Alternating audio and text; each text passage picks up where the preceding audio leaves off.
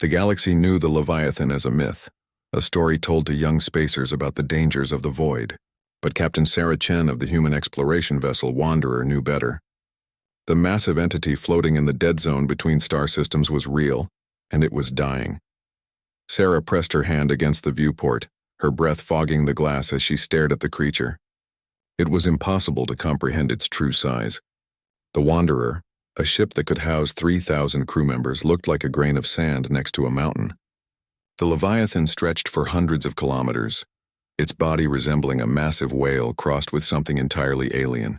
Bioluminescent patterns flickered weakly across its hide, like cities losing power one block at a time.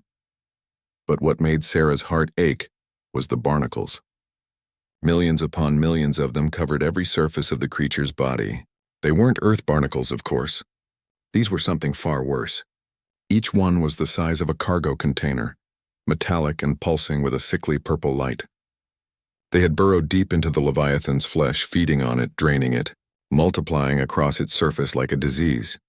Her first officer, Commander James Park, stood beside her with his tablet, scanning the readings.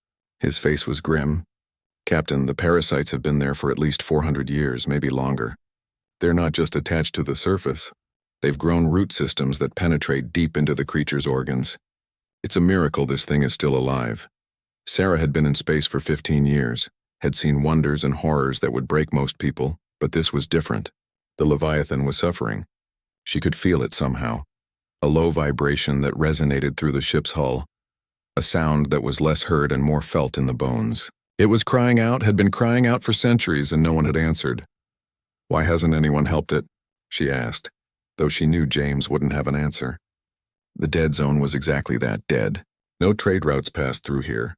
No civilizations claimed this empty stretch of space. The Leviathan had been alone with its agony for longer than human civilization had been spacefaring. James scrolled through his data, his expression darkening. "Captain, I'm picking up something else. Those barnacles aren't just parasites. They're broadcasting. It's faint, but they're sending out some kind of signal." Sarah's eyes narrowed. "To what?" "I don't know, but whatever it is, it's not friendly. The Threll Confederacy has files on these things. They call them void leeches. Every species in the known galaxy has encountered them, and every species has the same policy. Stay away. They're considered impossible to remove. Any attempt to pull them off results in catastrophic damage to the host. The roots go too deep." The captain turned away from the viewport, her mind already racing. The Threll were one of the oldest spacefaring races, had been traveling the stars for over 2,000 years. If they said something was impossible, most species listened. But Sarah was human, and humans had a different relationship with the word impossible. "How long until the Leviathan dies?" she asked quietly. James hesitated, then sighed. Based on the deterioration rate and the energy signatures we're picking up, maybe 2 weeks. 3 at most. "Captain, there's nothing we can do. We should report this to the Science Council and move on. Our mission is exploration and first contact," Sarah interrupted, her voice firm. "Well, we've made contact, and I'm not leaving this creature to die alone." She could see the protest forming on James's face, so she held up a hand. "I'm not ordering the crew to do anything dangerous, but I want every piece of data we have on void leeches, every failed attempt to remove them, every theory on why they can't be extracted. If we're going to help this creature, we need to understand what we're up against." The Wanderer's science team worked through the night, pulling records from every known civilization. The results were depressing. The Threll had tried using plasma cutters. The barnacles regenerated faster than they could be cut. The Zorvath had attempted chemical dissolution. The void leeches adapted within hours. The Kree had even tried using controlled antimatter explosions. It had killed the host creature before removing even a fraction of the parasites. Every attempt ended the same way. Failure, death, or both. Sarah sat in her quarters, reading report after report, her coffee growing cold beside her. The more she read, the more she understood why the galaxy had given up. The void leeches weren't just parasites. They were perfectly evolved for their purpose. They were near indestructible, adaptable, and so deeply integrated with their host that removing them was like trying to remove someone's organs while keeping them alive. But Sarah had spent years studying human history before joining the space program. She knew that humanity's greatest strength wasn't technology or intelligence. It was stubbornness. It was looking at an impossible problem and refusing to accept the obvious answer. It was standing in front of a mountain and asking not, "Can we move it?" but "How do we move it?" She pulled up the medical files on the Leviathan. The creature's biology was like nothing in any database. It was part organic, part something else entirely, existing partially in normal space and partially in dimensions humans barely understood. Its blood, if it could be called that, carried properties that violated known physics. Its cellular structure could regenerate damage that would kill any other creature instantly. And then Sarah saw something. A footnote in a Threll medical report from 300 years ago. A junior researcher had noted that the void leeches didn't actually kill through physical damage alone. They released a compound that suppressed the host's natural healing abilities. Without that suppression, the researcher theorized, a host might be able to survive the removal process. The theory had been dismissed because no known medical technology could counteract the suppression compound while simultaneously removing the barnacles. It would require working at a cellular level across hundreds of kilometers of living tissue, while the leeches actively fought back. It was, in the words of the senior researcher, therapeutically impossible. Sarah smiled for the first time in hours. Impossible. There was that word again. She opened a communication channel to her chief medical officer. "Dr. Williams, I need you in my office.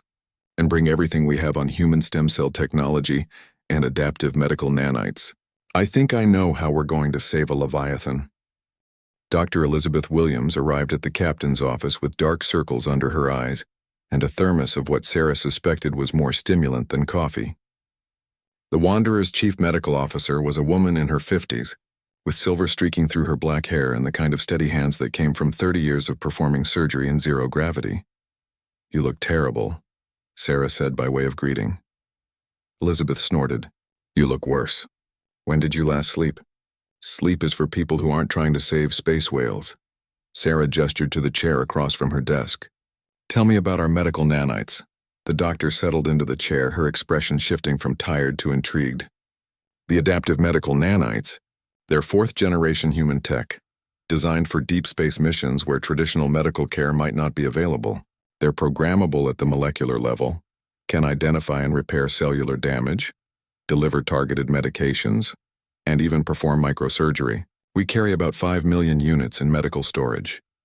Sarah pulled up the holographic display, showing the Leviathan's massive form rotating slowly in the air between them. Could they counteract a suppression compound that's preventing natural healing? Elizabeth leaned forward, her eyes tracking the data streams flowing beside the image. "In theory, yes. The nanites are designed to analyze foreign compounds and either neutralize them or boost the body's natural defenses.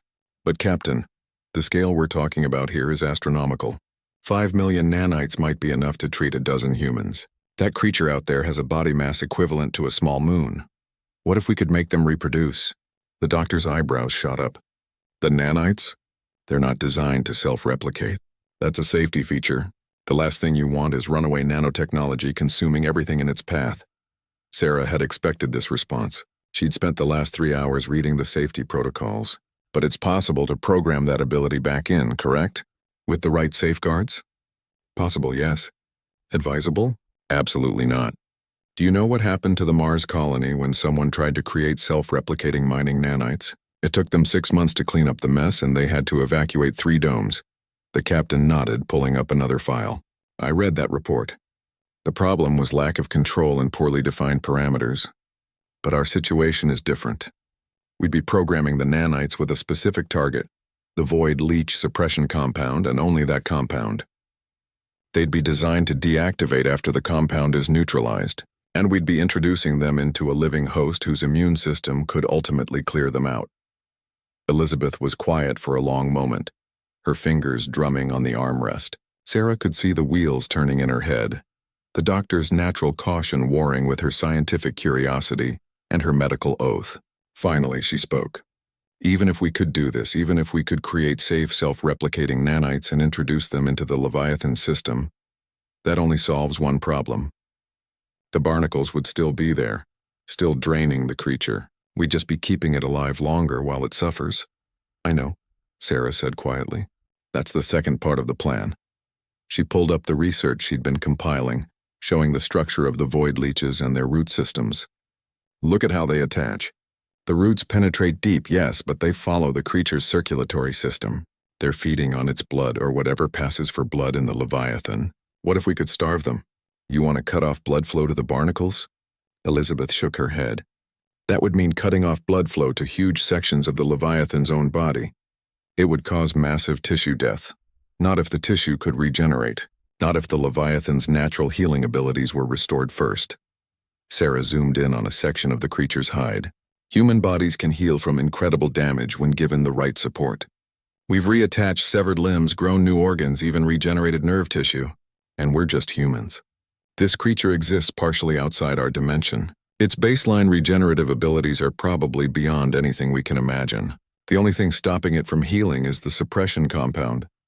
The doctor was silent again, but Sarah could see the shift in her expression. She was starting to see the possibility, starting to believe it might work. Let me walk through the entire process, Sarah continued. Phase 1. We introduce modified nanites into the Leviathan system. They replicate and spread throughout the body, neutralizing the suppression compound. Phase 2. Once the creature's healing abilities are restored, we surgically remove the barnacles section by section. The Leviathan heals the damage as we work. Phase 3. We cauterize and seal the areas where the barnacles were attached, preventing reinfection. Elizabeth pulled the hologram closer, examining the data with a critical eye. The timing would have to be perfect. Too soon, and the healing wouldn't be fast enough. Too late and the creature dies while we're still working, and we'd need to remove millions of these things. The Wanderer only has 12 surgical drones. Then we build more. We have fabrication facilities. We have raw materials. And we have something no other species that's attempted this has had. Human medical technology and human determination. Sarah leaned back in her chair. Liz, I know this sounds crazy. I know the odds are against us, but that creature out there has been suffering for centuries. Every other species in the galaxy looked at this problem and walked away. I'm not willing to do that. The doctor studied Sarah's face for a long moment, then sighed. You're absolutely insane, you know that? This could fail spectacularly. The nanites could malfunction. The Leviathan could die during the procedure. We could accidentally create a bigger problem than we started with. I know, and you're going to do it anyway. I am. Elizabeth stood up, draining the last of her coffee. Then I guess I'd better get to work. I'll need access to the main fabrication lab, full authority over the medical team, and about 3 days to modify the nanite programming and run simulations. Sarah felt the tension in her shoulders ease slightly. You'll have whatever you need. Thank you, Liz. Don't thank me yet. If this works, you can buy me a drink when we get back to Earth. If it doesn't work, well, at least we'll have tried. The doctor paused at the door. You know the crew is going to think we've lost our minds, right? Sarah smiled. Let them think that. Humans have been doing impossible things since we first looked up at the stars. Why stop now?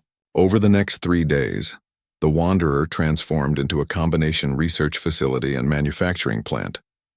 Dr. Williams worked 18-hour shifts, modifying the nanite programming with a precision that bordered on obsessive.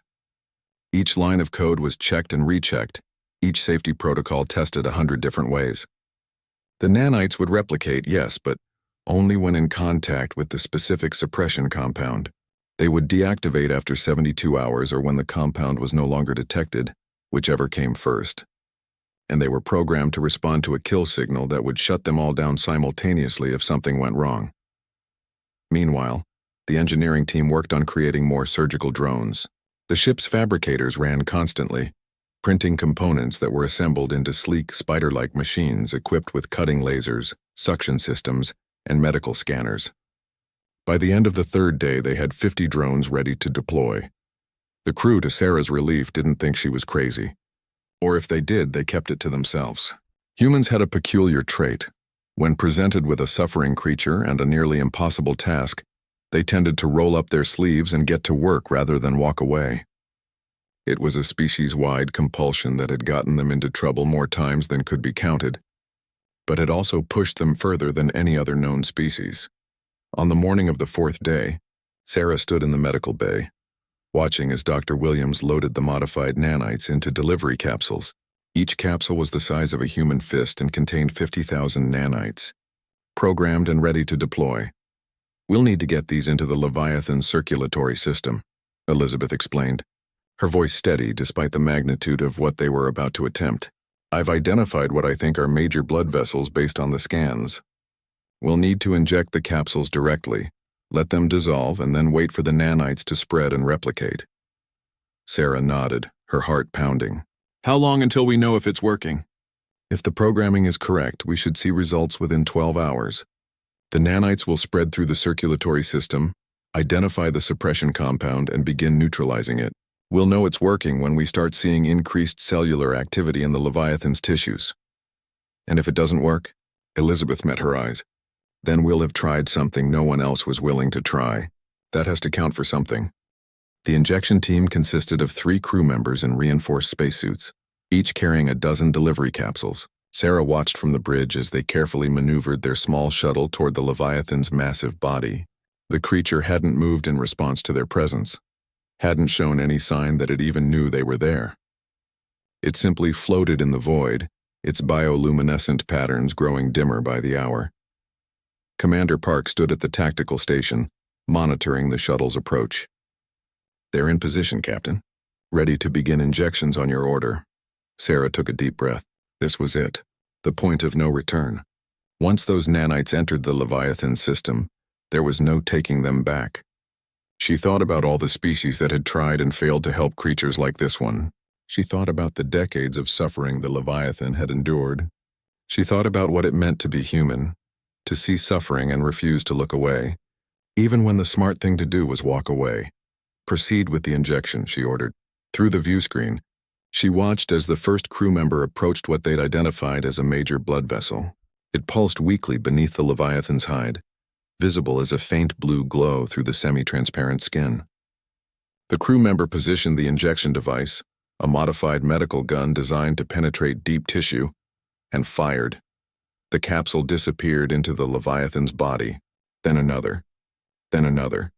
All across the creature's massive form, the 3 crew members worked methodically, injecting the capsules at calculated intervals.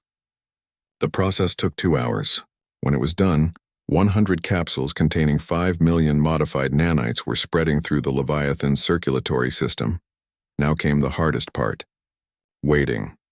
Sarah ordered the crew to maintain a safe distance and establish a monitoring grid.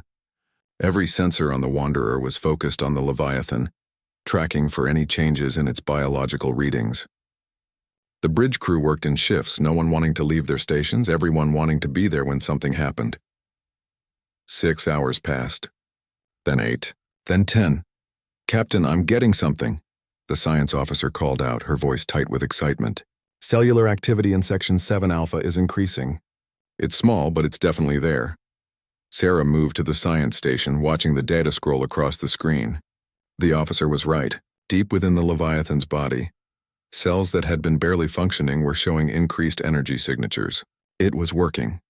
Over the next 4 hours, the changes spread like wildfire. Everywhere the nanites traveled, the suppression compound was neutralized, and the Leviathan's natural healing abilities sparked back to life. Tissue that had been dying began to regenerate.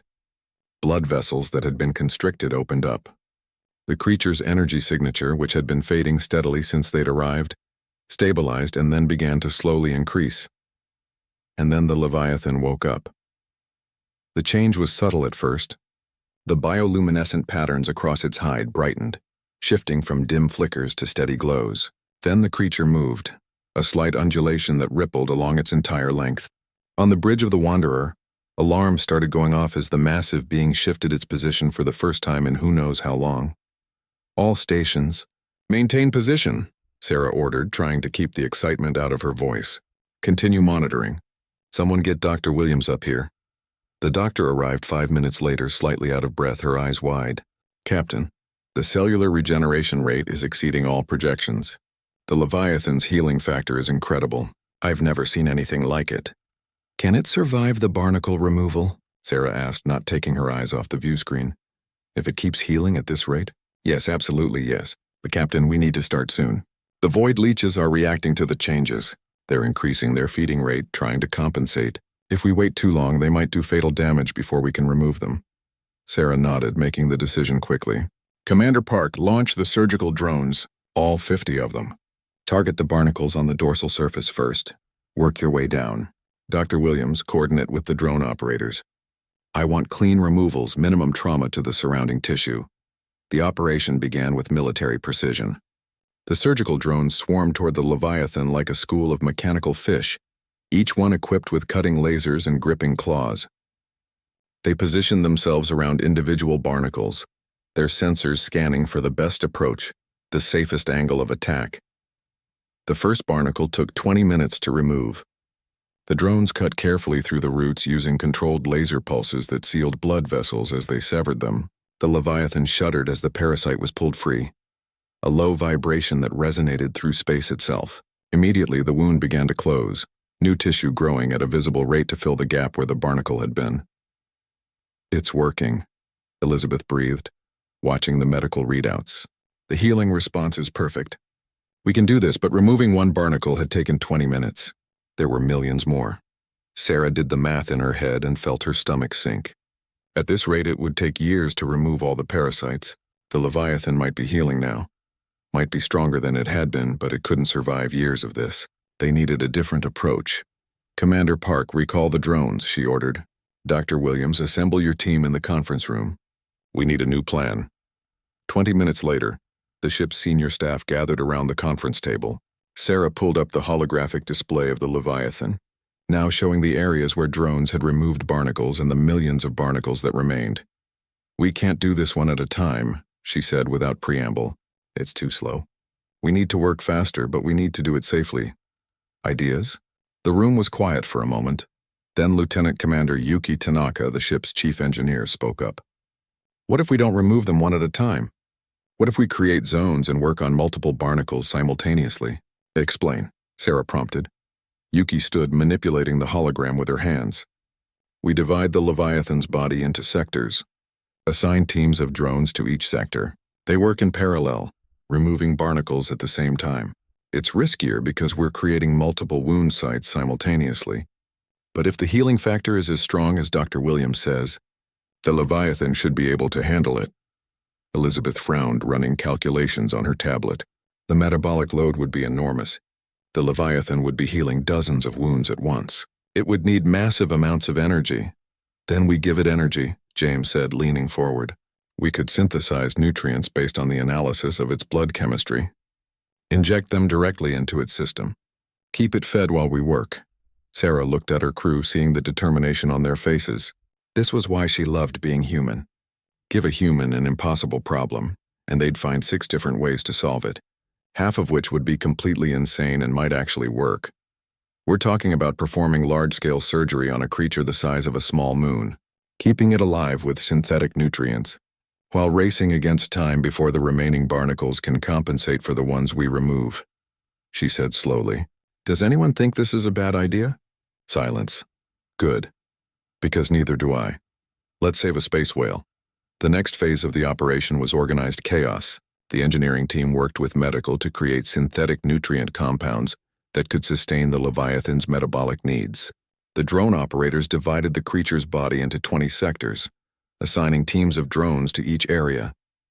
Dr. Williams established monitoring stations to track the Leviathan's vital signs in real time, ready to call a halt if the creature showed signs of distress. Sarah gave the order to begin, and the drones descended like a swarm. The Leviathan shuddered as dozens of barnacles were simultaneously targeted. The drones worked in coordinated teams, cutting, extracting, sealing. Every few minutes, nutrient capsules were injected into the creature's system, providing the energy needed to fuel its incredible healing response. Wounds closed almost as fast as they were made, new tissue flowing like water to fill the gaps. But the void leeches weren't giving up without a fight. As more barnacles were removed, the remaining ones began to pulse with angry purple light. They burrowed deeper, their roots spreading faster, trying to secure their hold on their dying host. The surgical drones had to adapt, cutting deeper, working faster, racing against parasites that were becoming increasingly desperate. Hours turned into days. The crew worked in shifts, but Sarah barely left the bridge, surviving on coffee and adrenaline. She watched as the Leviathan's hide slowly emerged from beneath the mass of parasites. revealing patterns and colors that had been hidden for centuries. The creature was beautiful, she realized. Beneath the barnacles, it was absolutely beautiful. On the 5th day of the operation, something changed. The Leviathan, which had been passive throughout the procedure, began to actively help. It shifted its body, rolling slowly in space to present surfaces that were harder for the drones to reach. It adjusted its position to make removal easier, somehow understanding what the tiny beings swarming around it were trying to do. "Captain, are you seeing this?" Commander Park asked, his voice filled with wonder. "It's cooperating with us." Sarah leaned forward in her chair, watching as the massive creature deliberately exposed a section of its underside where clusters of barnacles had been particularly difficult to access. "It knows we're helping it," she said softly. "It's been alone and in pain for so long, and now it knows someone finally came." The realization hit the crew like a physical force. This wasn't just a rescue operation anymore. It was a conversation, a moment of connection between humanity and something ancient and vast and utterly alien. The Leviathan was thanking them, in the only way it could, by making their impossible task just a little bit easier. The crew worked with renewed energy. Fatigue was forgotten. The drone operators' hands flew across their controls with increased precision. The medical team fine-tuned their nutrient injections, optimizing the formula based on the Leviathan's responses. Even the off-duty crew members found ways to help, running supplies, maintaining equipment, keeping everyone fed and functional. By the end of the 6th day, they had removed over 60% of the barnacles. The Leviathan's body was a patchwork of healed tissue and remaining parasites, but the improvement was dramatic. Its energy signature had increased 5-fold. The bioluminescent patterns now pulsed with a steady, healthy rhythm. And most remarkably, the creature was making sounds. They weren't sounds in the traditional sense. The Leviathan existed partially, outside normal space, and its communications operated on frequencies that human ears couldn't detect. But the ship's sensors picked them up, translated them into something approximating audio. It was like whale song, but deeper, more complex, carrying harmonics that seemed to vibrate in dimensions humans couldn't fully perceive. Dr. Williams stood on the bridge listening to the translated sounds with tears streaming down her face. "It's singing," she whispered. "After 4 centuries of silence and pain, it's singing again." Sarah felt her own eyes burning. She'd commanded ships for a decade, had maintained professional distance from 100 different situations, but this was different. This was a life they'd saved, a voice they'd restored to the universe. This was what it meant to be human, to reach out across the vast darkness of space and say, "You are not alone. We see your suffering, and we will not abandon you." But they weren't done yet. 40% of the barnacles remained, and these were the most deeply embedded ones, the ones that had been there the longest, with roots that penetrated to the Leviathan's core organs. Removing them would be the most dangerous part of the operation. "Status report," Sarah ordered, pulling herself back to the immediate situation. Lieutenant Tanaka pulled up the data. "We've removed approximately 6 million barnacles. 4 million remain, concentrated primarily in the thoracic and posterior regions.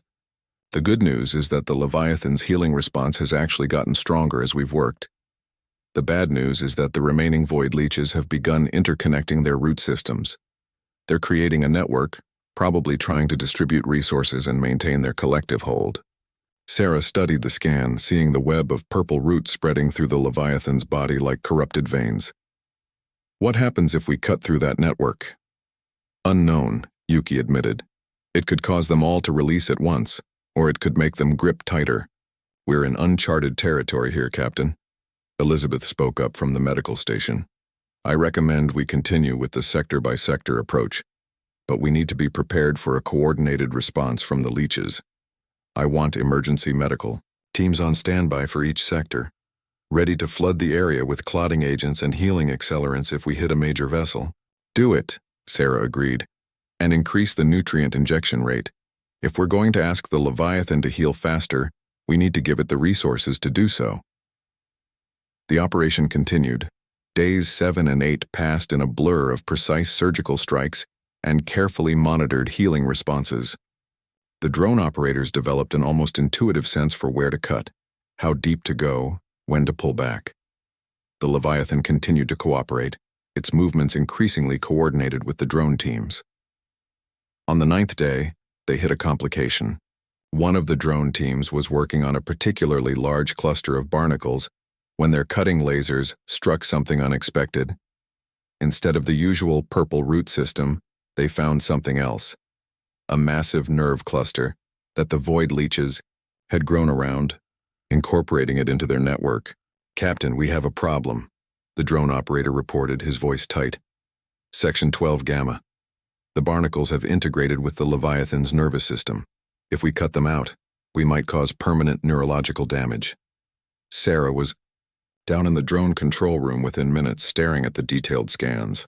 The operator was right. The void leeches had been clever, or perhaps just desperate. They'd wrapped their roots around essential nerve pathways, making removal without catastrophic damage nearly impossible. "Options," she demanded. Dr. Williams zoomed in on the scan, her fingers tracing the nerve pathways. "We could try to carefully dissect the roots from the nerves, but it would take hours for just this cluster. And there's no guarantee we could do it without causing damage." "What about the nanites?" James suggested. "Could we program a new batch to specifically target the leech tissue while avoiding the nerve cells?" Elizabeth shook her head. "Not with the precision we'd need. The nanites are designed for broad-spectrum healing, not microsurgery. We'd need something more sophisticated."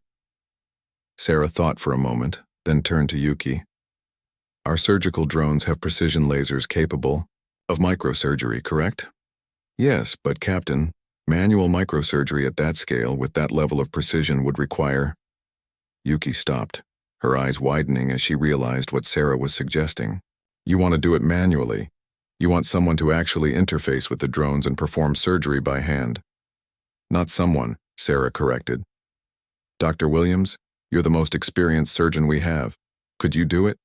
Elizabeth looked at the scans, at the impossibly delicate work that would be required, at the risk of destroying something irreplaceable if even one cut was wrong. Then she looked at Sarah and smiled. "I've been performing surgery for 30 years. I've operated on humans, on aliens, in zero gravity and high gravity, and while the ship was under attack. I've done everything except surgery on a space whale. Yes, Captain, I can do it." The procedure took 12 hours. Dr. Williams sat in the drone control room, her hands inside haptic control gloves that translated her movements to the surgical drone's cutting lasers with microscopic precision. She worked under extreme magnification, carefully separating leech roots from nerve tissue one fiber at a time. The rest of the crew watched in awed silence as she performed what might have been the most delicate surgery in human history. When she finally removed the last root and the drone withdrew, Elizabeth slumped in her chair, her hands shaking from exhaustion, but the job was done. The nerve cluster was intact, and the barnacles in that section could now be safely removed. "Dr. Williams," Sarah said quietly, "that was extraordinary." Elizabeth managed a tired smile. "Just another day in human space exploration, Captain. We do impossible things before breakfast." With the technique proven, they applied it to the remaining problem areas. It was slow, painstaking work, but it was effective.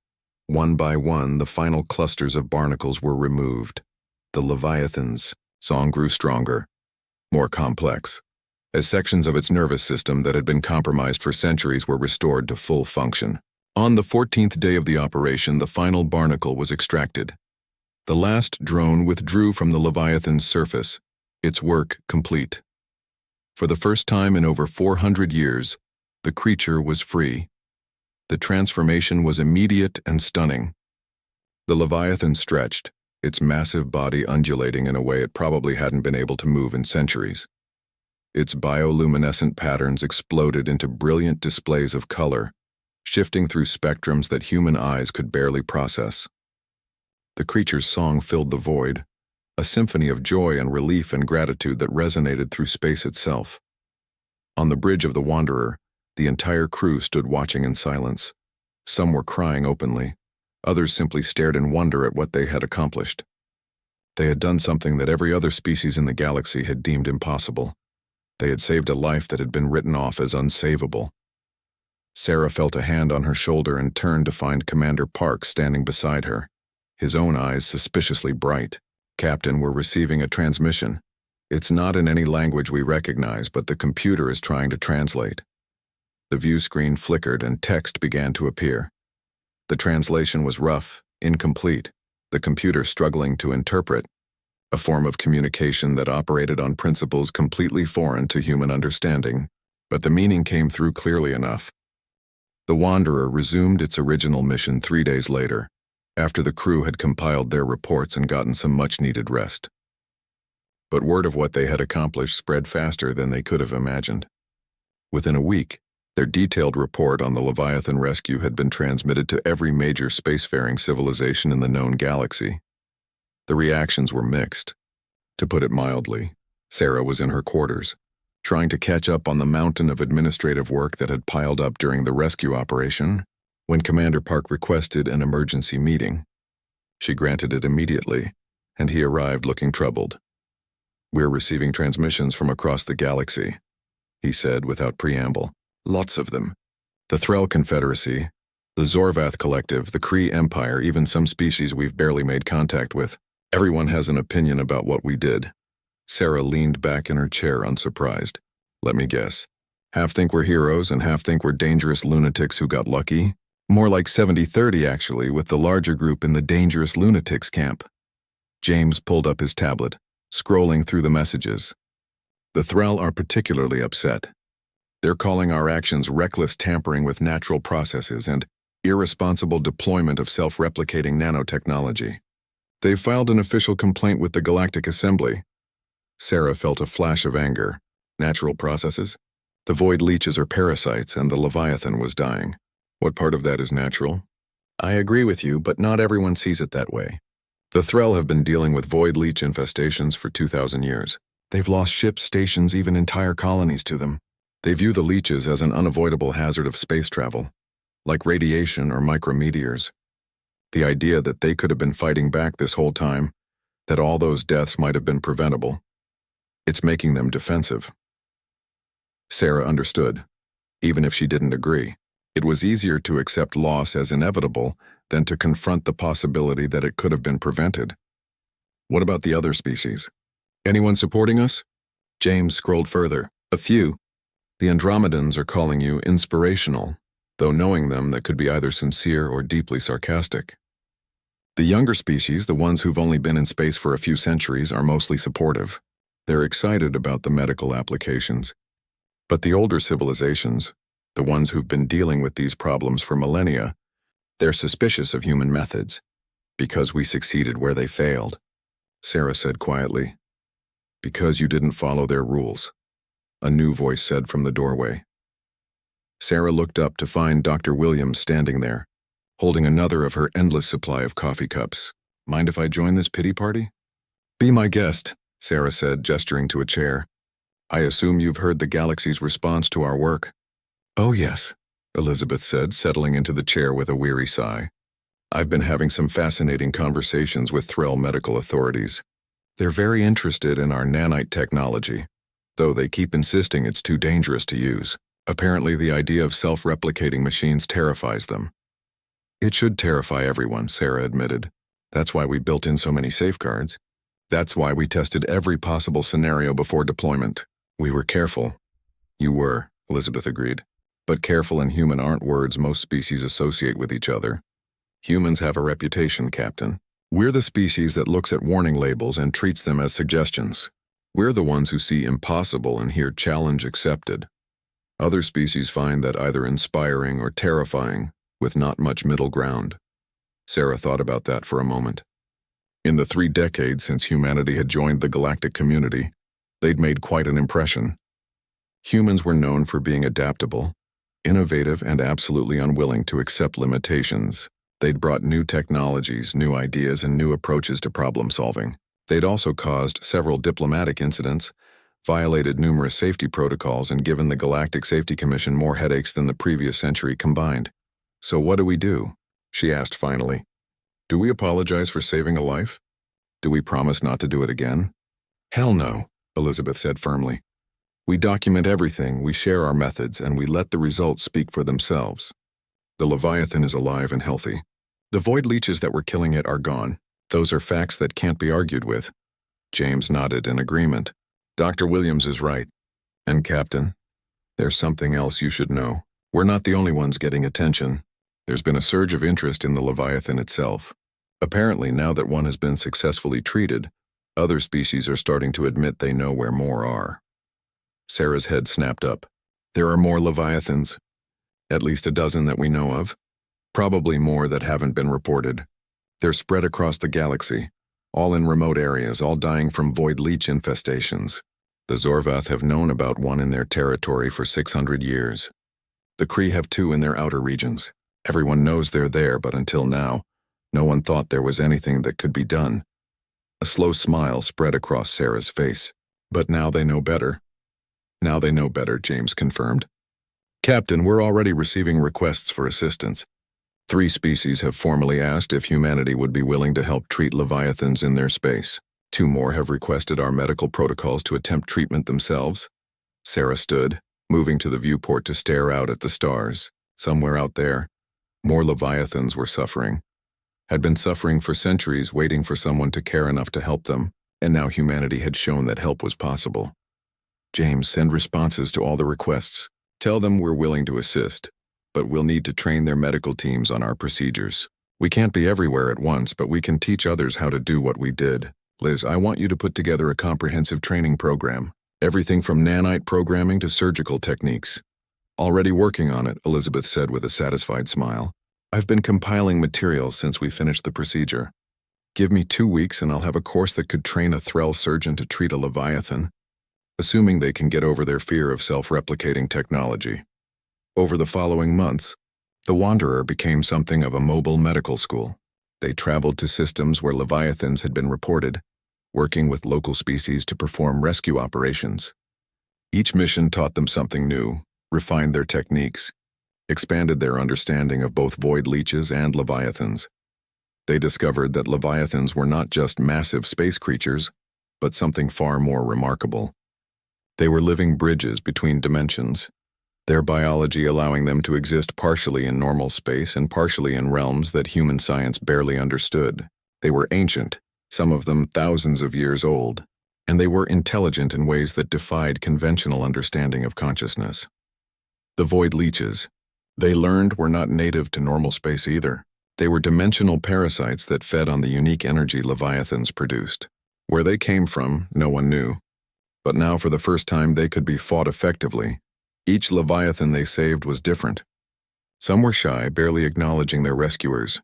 Others were openly grateful, communicating in ways that pushed the limits of human translation technology.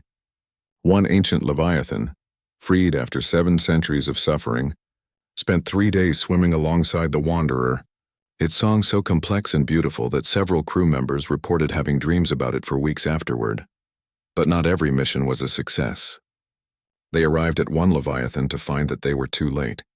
The creature had died just days before, its body already beginning to decompose, the void leeches abandoning it to find a new host.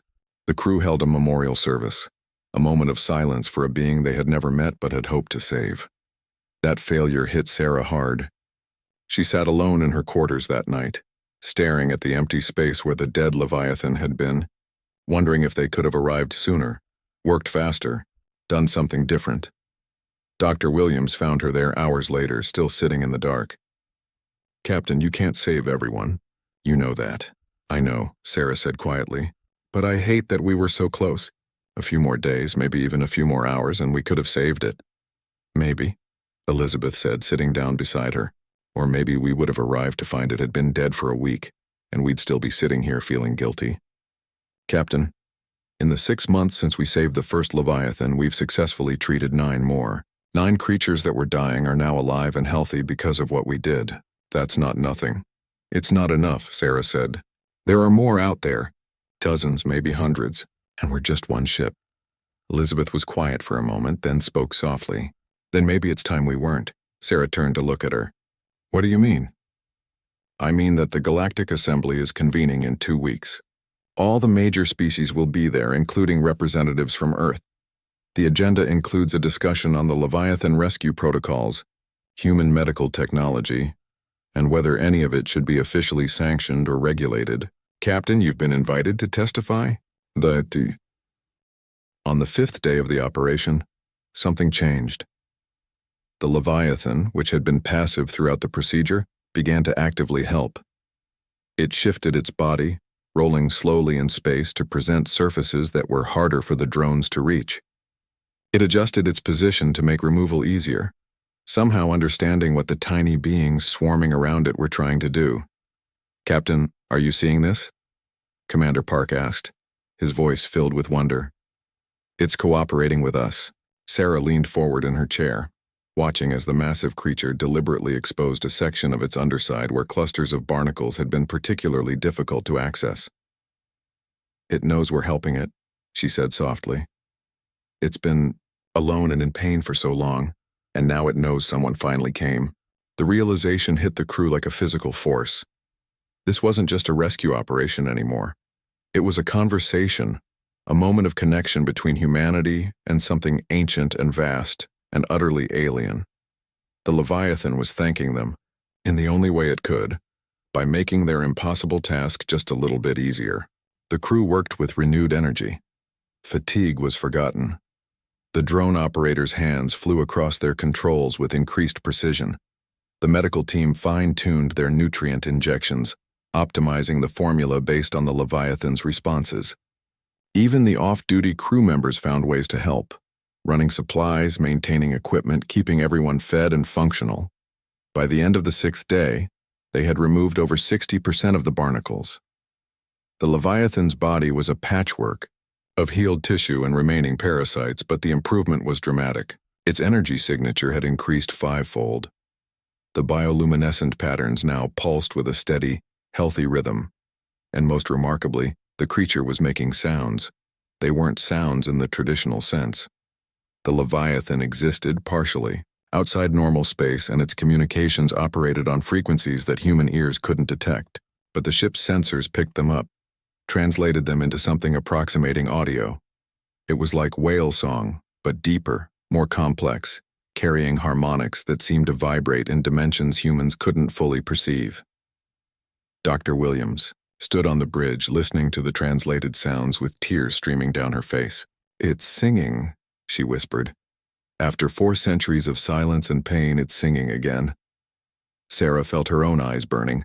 She'd commanded ships for a decade, had maintained professional distance from 100 different situations, but this was different. This was a life they'd saved, a voice they'd restored to the universe. This was what it meant to be human, to reach out across the vast darkness of space and say, "You are not alone.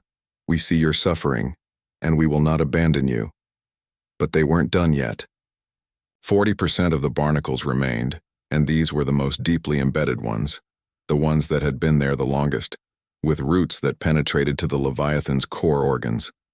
Removing them would be the most dangerous part of the operation. "Status report," Sarah ordered, pulling herself back to the immediate situation. Lieutenant Tanaka pulled up the data. "We've removed approximately 6 million barnacles. 4 million remain, concentrated primarily in the thoracic and posterior regions. The good news is that the Leviathan's healing response has actually gotten stronger as we've worked. The bad news is that the remaining void leeches have begun interconnecting their root systems. They're creating a network, probably trying to distribute resources and maintain their collective hold." Sarah studied the scan, seeing the web of purple roots spreading through the Leviathan's body like corrupted veins. "What happens if we cut through that network?" "Unknown," Yuki admitted. "It could cause them all to release at once, or it could make them grip tighter. We're in uncharted territory here, Captain." Elizabeth spoke up from the medical station. "I recommend we continue with the sector-by-sector approach, but we need to be prepared for a coordinated response from the leeches. I want emergency medical teams on standby for each sector, ready to flood the area with clotting agents and healing accelerants if we hit a major vessel." "Do it," Sarah agreed, "and increase the nutrient injection rate. If we're going to ask the Leviathan to heal faster, we need to give it the resources to do so." The operation continued. Days 7 and 8 passed in a blur of precise surgical strikes and carefully monitored healing responses. The drone operators developed an almost intuitive sense for where to cut, how deep to go, when to pull back. The Leviathan continued to cooperate, its movements increasingly coordinated with the drone teams. On the 9th day, they hit a complication. One of the drone teams was working on a particularly large cluster of barnacles when their cutting lasers struck something unexpected. Instead of the usual purple root system, they found something else. A massive nerve cluster that the void leeches had grown around, incorporating it into their network. "Captain, we have a problem," the drone operator reported, his voice tight. "Section 12 Gamma. The barnacles have integrated with the Leviathan's nervous system. If we cut them out, we might cause permanent neurological damage." Sarah was down in the drone control room within minutes, staring at the detailed scans. The operator was right. The void leeches had been clever, or perhaps just desperate. They'd wrapped their roots around essential nerve pathways, making removal without catastrophic damage nearly impossible. "Options," she demanded. Dr. Williams zoomed in on the scan, her fingers tracing the nerve pathways. "We could try to carefully dissect the roots from the nerves, but it would take hours for just this cluster, and there's no guarantee we could do it without causing damage." "What about the nanites?" James suggested. "Could we program a new batch to specifically target the leech tissue while avoiding the nerve cells?" Elizabeth shook her head. "Not with the precision we'd need. The nanites are designed for broad-spectrum healing, not microsurgery. We'd need something more sophisticated." Sarah thought for a moment, then turned to Yuki. "Our surgical drones have precision lasers capable of microsurgery, correct?" "Yes, but Captain, manual microsurgery at that scale with that level of precision would require—" Yuki stopped, her eyes widening as she realized what Sarah was suggesting. "You want to do it manually. You want someone to actually interface with the drones and perform surgery by hand." "Not someone," Sarah corrected. "Dr. Williams, you're the most experienced surgeon we have. Could you do it?" Elizabeth looked at the scans, at the impossibly delicate work that would be required, at the risk of destroying something irreplaceable if even one cut was wrong. Then she looked at Sarah and smiled. "I've been performing surgery for 30 years. I've operated on humans, on aliens, in zero gravity and high gravity, and while the ship was under attack. I've done everything except surgery on a space whale. Yes, Captain, I can do it." The procedure took 12 hours. Dr. Williams sat in the drone control room, her hands inside haptic control gloves that translated her movements to the surgical drone's cutting lasers with microscopic precision. She worked under extreme magnification, carefully separating leech roots from nerve tissue one fiber at a time. The rest of the crew watched in awed silence as she performed what might have been the most delicate surgery in human history.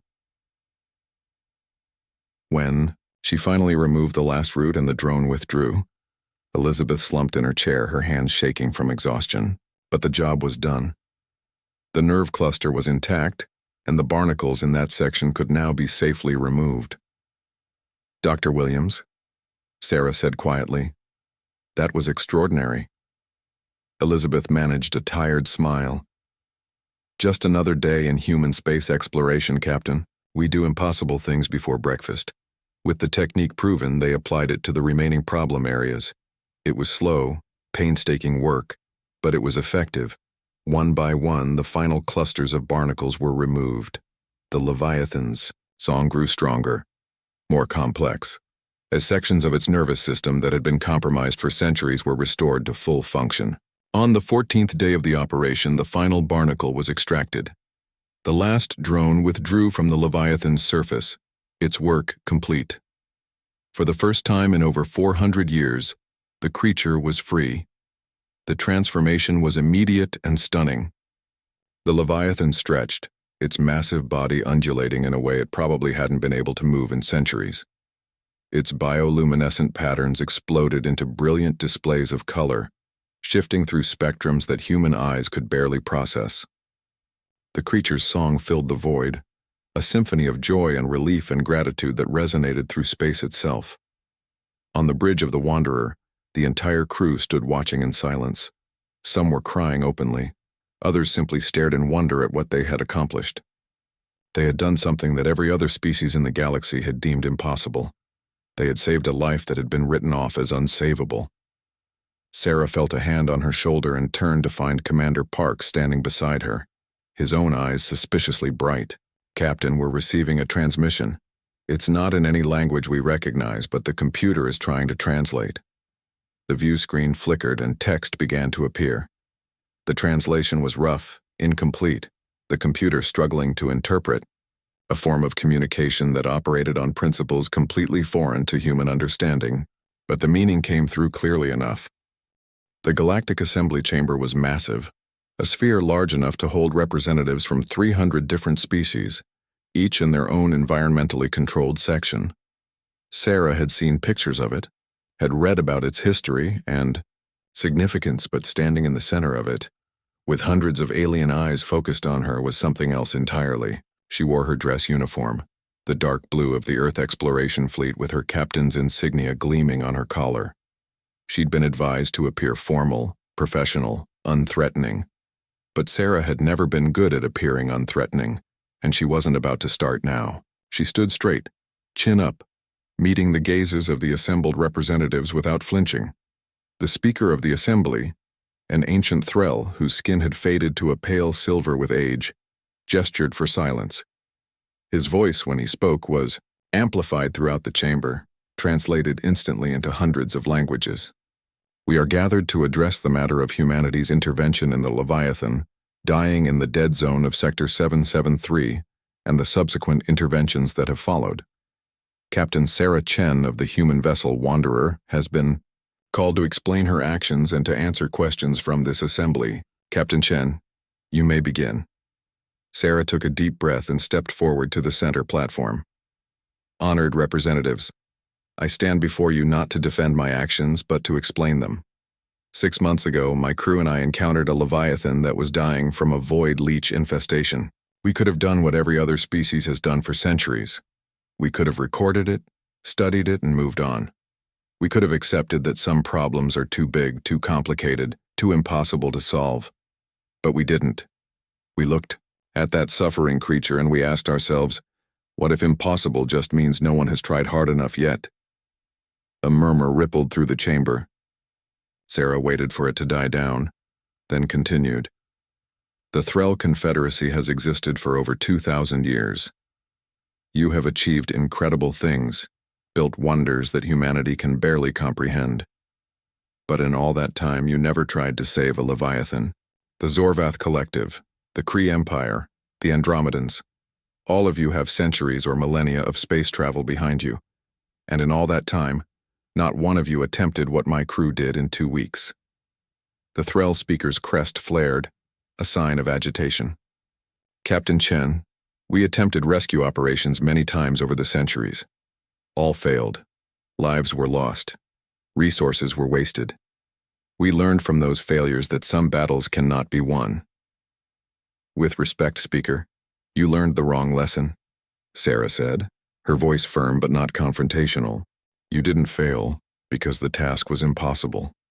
You failed because you approached it the same way every time, using the same technologies, the same methods, the same thinking that had failed before. You gave up because you accepted that failure was inevitable. Humans don't do that. When we fail, we adapt, we innovate, we try something different." A Zorvath representative, their crystalline body refracting light across the chamber, spoke up. "The human approach is reckless. You deployed self-replicating nanotechnology without centuries of safety testing. You performed experimental surgery on a creature we barely understand. You took risks that could have resulted in catastrophic consequences. That you succeeded once does not validate such dangerous methods." Sarah turned to face the Zorvath representative directly. "You're right that we took risks, but we took calculated risks with extensive safety protocols and constant monitoring. Yes, we used technology that frightens you. Yes, we tried methods that seemed dangerous, but we did so carefully, with every precaution we could devise. And you know what the real risk was? The risk of doing nothing. The risk of letting another sentient being die because we were too afraid to try something new." She pulled out her tablet, projecting images into the center of the chamber. "The first," showed the Leviathan as they had found it, covered in millions of barnacles, its light fading. The second showed it after treatment, healthy and vibrant, its patterns brilliant against the darkness of space. "This is what fear of risk gets you," she said, pointing to the first image. "And this is what courage gets you," she pointed to the second. "In the 6 months since that first rescue, we've treated 9 more Leviathans. 9 ancient, intelligent beings that were dying are now alive. We've shared our methods freely with any species that wanted them. We've trained medical teams from 4 different civilizations. We've turned the impossible into the routine, and we did it all because we refused to accept that suffering was inevitable." An elderly Kree commander, their 3 eyes fixed on Sarah, spoke in a gravelly voice. "The human makes compelling points, but there is a larger concern. Humanity has been part of the galactic community for only 3 decades. In that time, you have caused 23 diplomatic incidents, violated 47 safety protocols, and forced us to rewrite 32 regulations that we thought were comprehensive. You are unpredictable, ungovernable, and dangerous. How can we trust that your methods will not cause more harm than good?" Sarah felt a flash of frustration, but she kept her voice level. "Commander, you're absolutely right. We've broken rules, caused problems, and made mistakes. But do you know what else we've done? We've introduced faster-than-light communication protocols that have cut message transmission times in half. We've developed medical technologies that have saved millions of lives across dozens of species. We've solved problems that the galaxy had simply accepted as unsolvable. Yes, we're unpredictable. Yes, we don't always follow the rules. But maybe, just maybe, the rules needed to be broken." The chamber erupted in voices, some supportive, most critical. Sarah stood in the center of it all, feeling the weight of hundreds of civilizations' worth of tradition and caution pressing down on her. These were species that had been traveling the stars for longer than humanity had been using tools. They had wisdom, experience, and perspective that humans couldn't match, but they also had something else. The weight of all their failures, all their accepted limitations, all their reasons why things couldn't be done. The speaker called for order, his voice cutting through the chaos. "Captain Chen, this assembly must decide whether to sanction your methods, to regulate them, or to ban them entirely. The concern is not whether you can save Leviathans. You have proven that you can. The concern is whether your approach represents a threat to the stability and safety of the galactic community. What assurance can you provide that human innovation will not lead to catastrophe?" Sarah thought carefully before answering. This was the moment everything hinged on. She could promise to be more careful, to follow regulations, to submit to oversight. That might satisfy the assembly, but it would also slow down everything, bog it all in bureaucracy and caution. Or she could tell them the truth. "I can't give you that assurance," she said quietly, and the chamber fell silent. "I can't promise that humans will never make mistakes, that we'll never take risks that frighten you, that we'll never push boundaries you think shouldn't be pushed. That's not who we are. We're a young species, still learning, still growing, still figuring out our place in the galaxy. We're going to make mistakes. We're going to break things. We're going to scare you." She paused, looking around the chamber, meeting as many eyes as she could. "But I can promise you this. We will never stop trying. We will never look at suffering and decide it's acceptable. We will never accept that something is impossible without at least attempting it. And when we succeed, we will share that success with everyone. That's what humanity brings to the galactic community. Not just new technology or new methods, but a new perspective. A refusal to accept that the way things have always been is the way they must always be." The Threll speaker was quiet for a long moment, his ancient eyes studying Sarah with an intensity that made her feel like she was being weighed and measured. Finally, he spoke. "Captain Chen, you speak of human determination as if it is always a virtue. But determination without wisdom is simply stubbornness. Innovation without caution is recklessness. How do you answer this?" Sarah smiled slightly. "Speaker, with respect, how many Leviathans did wisdom and caution save in the last 2,000 years? How many lives were preserved by following the established protocols? The answer is 0. Sometimes stubbornness and recklessness, when applied, Carefully and with good intentions can accomplish what wisdom and caution cannot. The chamber fell silent again. Sarah could feel the mood shifting, though she couldn't quite tell in which direction. Then, unexpectedly, a voice spoke up from a section she hadn't heard from yet. It was a young Andromedan representative, their voice carrying a note of excitement that was rare in these formal proceedings. Captain Chen, my people have reviewed your medical protocols extensively. We have been attempting to treat a Leviathan in our territory using your methods. 3 days ago, we successfully removed the final void leech. The creature is alive and recovering. On behalf of the Andromedan Collective, I wish to formally thank humanity for sharing this knowledge freely and to support your continued work. More voices joined in. A representative from a species Sarah didn't recognize spoke about how human medical technology had saved their colony from a plague. Another talked about how human communication